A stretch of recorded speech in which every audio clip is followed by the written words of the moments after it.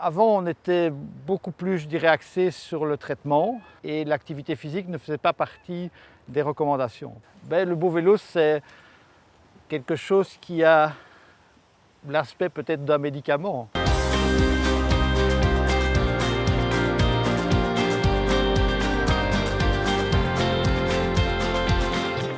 Le sport pour tous, parce que c'est ça le beau vélo de Ravel, c'est bouger. Bouger, c'est important quand on est en santé, quand on est en pleine forme. C'est aussi important pour garder la forme. Et quand on est en moins bonne santé aussi, bouger, ça peut faire partie du traitement. Donc, mon nom est Patrick Duré, je suis rhumatologue à Bruxelles et je m'occupe des maladies inflammatoires depuis près de 30 ans. Le système immunitaire est évidemment un élément central dans ce qu'on en a besoin tous les jours pour nous défendre contre les infections, contre le cancer. Le système immunitaire va entraîner de l'inflammation au niveau des articulations, ce qui ne devrait jamais se passer, puisque le système immunitaire n'a pas de rôle au sein de l'articulation. On ne sait pas guérir ces maladies parce qu'on ne sait pas remplacer le système immunitaire. Malheureusement, on ne pourra pas enrayer le processus général qui est un processus d'auto-immunité ou d'auto-inflammation. La grosse difficulté dans les maladies chroniques, c'est les malades qui évoluent constamment en termes de symptômes ou les malades qui rechutent régulièrement. Le problème du rhumatisme, c'est que ça a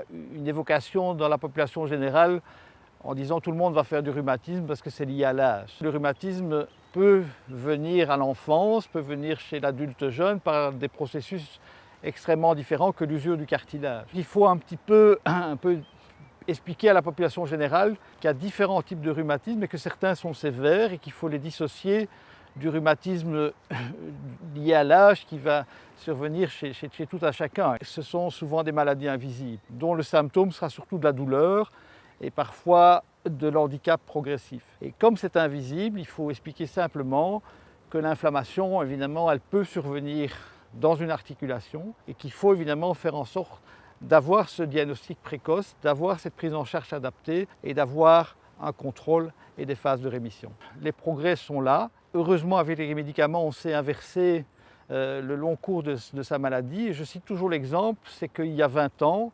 50% des gens qui avaient de la polyarthrite ne travaillaient plus. Et maintenant, on peut estimer peut-être que 70, 80, voire 90% de ces patients continuent à travailler et avoir une activité physique tout à fait correcte et une qualité de vie normale. Avant, on était beaucoup plus, je dirais, axé sur le traitement et l'activité physique ne faisait pas partie des recommandations. On sait que bouger quand on a une articulation enflammée, ça n'est pas bon. Il faut d'abord qu'il y ait un contrôle de la maladie. Mais maintenant, on est vraiment avec des approches pluridisciplinaires. On a une équipe qui va s'occuper du malade et qui va recommander au malade d'avoir cette prise en charge qui va associer médicaments, mais ce qu'on appelle les approches non pharmacologiques.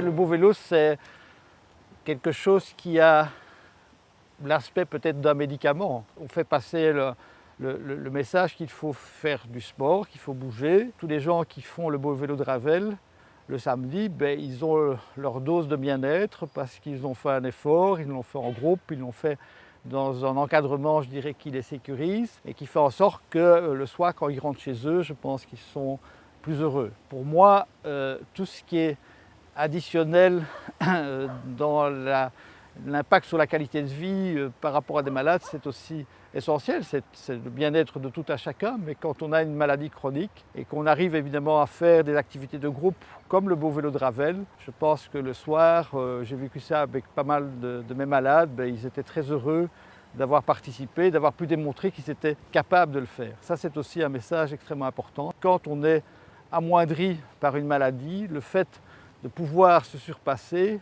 ou se dépasser, c'est une énorme récompense pour le malade.